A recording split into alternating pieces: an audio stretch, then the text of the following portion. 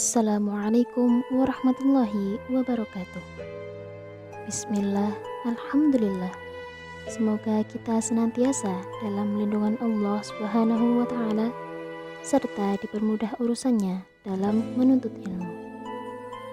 Dalam video ini, kami akan memaparkan materi mengenai dinasti Fatimiyah dan dinasti Syafawiyah yang telah kita ketahui bahwa dua dinasti ini telah memberikan sumbangan kontribusi yang cukup besar dalam bidang peradaban melalui kemajuan-kemajuan di bidang-bidang tertentu.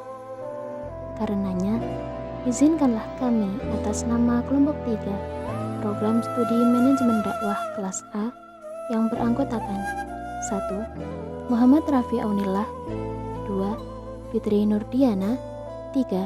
Zaini Masito, dan 4. Fulki Basyashin untuk mempresentasikan hasil kajian kami seputar peradaban Islam pada masa dinasti Fatimiyah dan dinasti Syafawiyah. Peradaban Islam pada masa dinasti Fatimiyah tahun 910 sampai 1171 Masehi. Dinasti Fatimiyah merupakan salah satu imperium besar sepanjang sejarah Islam. Awalnya daulah ini hanya berupa dinasti kecil yang melepaskan diri dari kekuasaan daulah Abbasiyah. Dinasti ini memerintah kurang lebih selama 2 abad dengan jumlah khalifah 14 sebelum akhirnya jatuh pada dinasti Ayyubiyah yang dipimpin oleh Salahuddin Yusuf al-Ayyubi. Kerajaan Fatimiyah didirikan oleh Said bin Hasan atau biasa disebut dengan nama Ubaidullah al-Mahdi, seorang kaum Syiah Ismailiyah yang merupakan salah satu sekte Syiah yang mempercayai bahwa Ismail merupakan imam ke-7 setelah Imam Ja'far as-Shadiq, kakek Ubaidullah. Ubaidullah al-Mahdi memproklamasikan berdirinya kerajaan Fatimiyah di Raqabah, sebuah desa pinggiran kota Qirawah Al-Maghrib Al-Adna atau sekarang disebut dengan Tunisia. Khalifah dinasti Fatimiyah. Ada 14 khalifah yang memimpin pemerintahan kerajaan. Hanya 6 raja setelah terbentuknya kerajaan yang menunjukkan kemajuan, sedangkan 8 raja setelahnya tidak membawa dampak apapun, alias membawa kerajaan Fatimiyah pada kemunduran dan akhirnya runtuh pada masa pemerintahan Al-Adid. Pada video ini kami akan memaparkan 4 raja yang membawa kemajuan. 1. Khalifah Al-Mahdi tahun 297 sampai 322 Hijriah atau 909 sampai 934 Masehi. Ubaidullah merupakan peletak dasar pembentukan dinasti Fatimiyah sekaligus menjadi khalifah atau raja pertama. Di antara jasa antara lain: A. Berhasil menguasai sebagian Maroko dengan menaklukkan dinasti Al-Andalusa di bagian barat serta Alexandria dan Delta Nil di bagian utara. B. Memindahkan ibu kota ke Al-Mahdiyah. 2. Khalifah Qasim Muhammad Nizar tahun 322 sampai 334 Hijriah atau 934 sampai 945 Masehi, merupakan putra dari Ubaidullah dan mendapat gelar Arqalam bin Amrillah. Jasa Al-Qasim yang paling berpengaruh adalah perluasan wilayah dengan menaklukkan Genoa dan pantai Calabria. 3. Khalifah Al-Mu'iz Lidinillah tahun 341 sampai 365 Hijriah atau 952 sampai 975 Masehi. Pada masanya Al-Mu'iz berhasil menundukkan Mesir dengan mengirim pasukan di bawah pemimpin Jafar as-Saqali. 4. Khalifah Al-Mansur Nizar Al-Aziz. Pada masa pemerintahan inilah dinasti Fatimiyah mencapai puncak kejayaan. Saat itu wilayah kekuasaan Fatimiyah mencakup wilayah negara Arab di bagian timur hingga pantai lautan Atlantik di sebelah barat, juga Asia Kecil sebelah utara sampai ke An-Naubah di bagian selatan. Kemajuan Islam pada masa dinasti Fatimiyah. Meskipun pada saat kemunculan dinasti Fatimiyah menjadi rival dinasti Abbasiyah dan dinasti Umayyah, tapi dinasti ini berhasil meninggikan namanya dengan menoreh berbagai prestasi. Terlebih pada masa pemerintahan Al-Aziz, kemajuan berbagai bidang meningkat pesat. Di antara kemajuan itu antara lain kemajuan di bidang administrasi pemerintahan. Sejak berdirinya dinasti Fatimiyah, sistem pemerintahan yang diterapkan adalah sistem kekhalifahan, yaitu dengan khalifah sebagai kepala negara atau pemimpin yang berwenang mengangkat dan memberhentikan jabatan yang ada di bawahnya. Pada bidang ini, pemilihan anggota administrator adalah berdasar ketakapan, bukan keturunan. Sejak masa Al-Aziz, toleransi agama sangat dijunjung tinggi, sehingga banyak orang Yahudi dan Kristen yang juga menjabat menjadi administrator negara. Dinasti Fatimiyah juga menerapkan sistem pemerintahan yang dibagi menjadi dua, yaitu 1. Bidang militer, yaitu mereka yang disebut ahli pedang. Bidang ini dibagi menjadi 3, yaitu amir, pejabat tinggi, petugas keamanan, dan resimen-resimen. 2. Bidang sipil atau ilmuwan, yaitu mereka yang disebut ahli pena. Bidang ini dibagi menjadi 7 bidang. Qadhi, yaitu hakim dan direktur percetakan uang. Ketua dakwah yang memimpin Darul Hikam, sebuah pusat pengkajian pada masa dinasti Fatimiyah. Bendaharawan negara, yaitu mereka yang mengelola Baitul Hikmah. Kepala urusan rumah tangga raja, petugas pembacaan Al-Quran, sekretaris dari berbagai departemen. Pada pemerintahan dinasti Fatimiyah, mereka mengatakan tentara bayaran sebagai jalan keluar untuk menyukseskan kekuasaan dengan warga Mesir yang mayoritas tidak begitu menyukai Fatimiyah, sekaligus untuk membasmi pemberontakan. Sistem lain yang diterapkan dinasti Fatimiyah adalah sistem politik dalam dan luar negeri. Sistem politik dalam negeri lebih memfokuskan untuk menyebarkan faham Syiah. Salah satu usaha yang dilakukan oleh Al-Aziz adalah dengan menikahi seorang putri Nasrani sebagai toleransi sekaligus sebagai cara cerdik mengembangkan kepercayaan Syiah. Adapun sistem politik luar negeri adalah dengan menjalani hubungan diplomasi guna kepentingan perluasan wilayah. Pada saat itu juga terjadi peperangan antara Buwai dan Fatimiyah karena pancingan Abbasiyah yang mulai khawatir karena Baghdad bisa saja jatuh pada tangan Fatimiyah. Penyebaran faham Syiah. Pada masa pemerintahan Al-Mu'iz di Mesir terdapat 4 mazhab, yaitu Maliki, Hanafi, Syafi'i, dan Hambali. Untuk mengantisipasinya, Al-Mu'iz membagi 2 kekuasaan.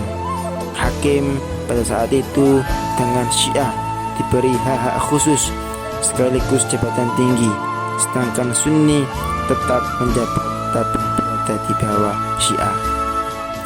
Kemajuan di bidang ekonomi yang menjadi sektor penting pada masa dinasti Fatimiyah adalah pertanian, perkebunan, kerajinan, dan perdagangan dengan pertanian yang memegang pengaruh besar karena menjadi tulang punggung perekonomian masyarakat.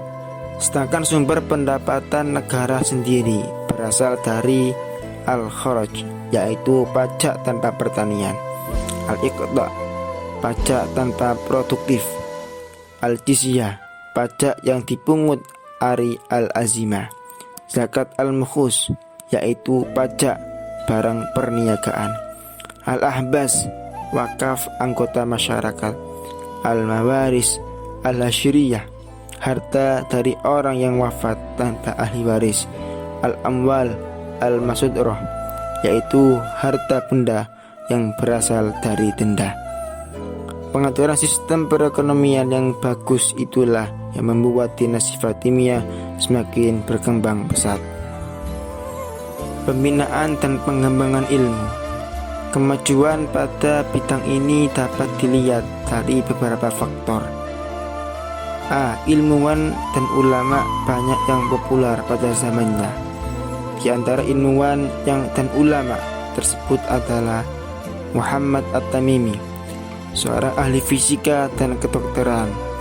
Al-Kindi, ahli sejarah dan filsafat. An-Nu'man, ahli hukum dan menjabat sebagai hakim. Ali bin Yunus, ahli astronomi. Al-Hasan bil Khatami, seorang ahli filsafat dan optik. B. Perkembangan berbagai cabang ilmu. Dengan jumlah ilmuwan dan ulama, maka semakin banyak pula cabang ilmu yang berkembang pesat. Di antara pusat pengembangan ilmu tersebut yaitu Fustat, Iskandaria, Tunis, Aswan, Us, dan pastinya Kairo yang menjadi pusat intelektual dan ilmu pengetahuan. Pusat perintisan sekaligus pusat peradaban dan kebudayaan Islam di samping Baghdad, Damaskus, dan Cordova. Pada masa ini juga perkembangan penerjemah dan penerbitan sumber-sumber pengetahuan dari bahasa asing yaitu Yunani, Persia, dan India ke dalam bahasa Arab. C. Koleksi buku. Untuk jumlah buku yang terdapat di perpustakaan Al-Qasr Asy-Syarqi terdapat perbedaan pendapat. Perbedaan ini dikarenakan jumlah buku yang sulit diduga-duga, sehingga tidak ada yang bisa menghitung secara akurat. Perhatian terhadap pembinaan dan pengembangan ilmu untuk membawa negaranya pada kejayaan yang menjadi faktor utama adalah bagaimana langkah yang digunakan khalifah atau pemimpin negara itu. Pada masa dinasti Fatimiyah, khalifah sangat memerintahkan pembinaan juga pengembangan ilmu. Di antara usaha yang telah dilakukan adalah dengan membangun lembaga pendidikan, perpustakaan, juga membangun Al-Azhar yang diubah menjadi kemajuan dalam bidang sosial dan budaya. Bersamaan dengan pengembangan ilmu, bidang sosial budaya juga sangat diperhatikan. Di antaranya adalah dengan pendirian rumah sakit, perguruan tinggi, pembentukan khalifah, dan pasar. Di bidang sosial juga cukup berkembang, dimulai dengan sikap toleransi Al-Aziz sehingga masyarakat mudah menerima pemimpin mereka tanpa adanya pemberontakan yang berarti. Kemunduran dinasti Fatimiyah. Beberapa kelemahan dinasti Fatimiyah yang akhirnya membawa pada keruntuhan antara lain: A. Sistem pemerintahan yang diubah dari sistem kekhalifahan menjadi sistem parlementer. B. Terjadinya persaingan perebut kekuasaan. C. Adanya resistensi dari orang Sunni dan Nasrani Mesir. D. Terjadi perebutan kekuasaan bangsa barbar dengan Turki, terutama di bidang militer. E. Adanya pemaksaan ideologi Syiah kepada rakyat yang mayoritas bermadzhab Sunni. F. Datangnya serbuan dari tentara salib. G. Melemahnya para khalifah khususnya setelah masa pemerintahan Al-Aziz. H. Perluasan wilayah terlalu fokus ke wilayah timur, sementara pembinaan di Afrika Utara terabaikan sehingga pengaruh dinasti Fatimiyah berkurang dan mereka memutuskan untuk melepaskan diri dan membentuk pemerintahan baru. I. Para penguasa yang tenggelam pada kemewahan. J. Kondisi Al-Adid yang sakit kemudian dimanfaatkan oleh Nuruddin sehingga terbentuklah dinasti baru bernama Ayyubiyah yang dipimpin oleh Salahuddin Yusuf Al-Ayyubi. peradaban Islam pada masa dinasti Syafawiyah. Kerajaan Syafawi berdiri saat kerajaan Turki Utsmani mencapai kejayaan. Seperti kerajaan Fatimiyah, Syafawi juga menganut mazhab Syiah. Dan disebut dalam sejarah bahwa adanya dinasti ini adalah sebagai peletak dasar terbentuknya Iran. Kerajaan Syafawi berasal dari gerakan tarekat bernama Syafawiyah di Adrabil, sebuah daerah di Azerbaijan. Pendirinya adalah Safi ad-Din. Saat itu, Safi membentuk gerakan tasawuf yang berfungsi memerangi orang-orang ingkar. Namun akhirnya berubah menjadi gerakan yang memerangi golongan yang disebut ahli-ahli bid'ah.